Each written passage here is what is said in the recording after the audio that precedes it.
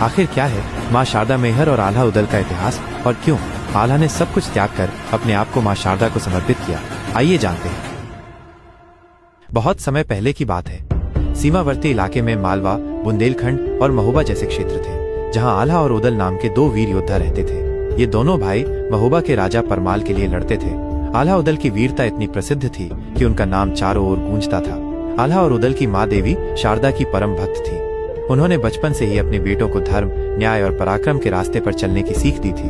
आल्हा भी माँ शारदा के भक्त थे और मानते थे कि उनकी शक्ति, युद्ध कौशल और बुद्धिमत्ता माँ शारदा की कृपा से ही है। महोबा पर कई बार हमले हुए, लेकिन सबसे भयंकर युद्ध दिल्ली के राजा पृथ्वीराज चौहान के साथ हुआ। इस युद्ध में आल्हा उदल ने पृथ्वीराज की सेना के छक्के छुड़ा दिए, किंतु उस महायुद्ध में उदल वीरगति को प्राप्त हो गए और आल्हा अत्यंत दुखी हो गया। उदल की मृत्यु के बाद आल्हा ने प्रतिज्ञा की कि अब वो सांसारिक जीवन को त्याग देगा और शांति की खोज करेगा।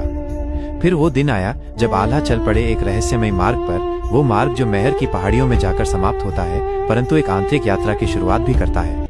मैहर माँ शारदा की नगरी। कहते हैं वहां आज भी एक गुप्त गुफा है जहां आल्हा ने वर्षों तक तप किया, माँ शारदा से प्रणव मंत्र में दीक्षा ली और अपनी आत्मा को शुद्ध किया। आज भी मंदिर के द्वार खुलने से पहले वहां की हवा में एक अदृश्य उपस्थिति महसूस होती है। पुजारी पहले आल्हा को आमंत्रित करते हैं, फिर जनता के लिए द्वार खुलते हैं।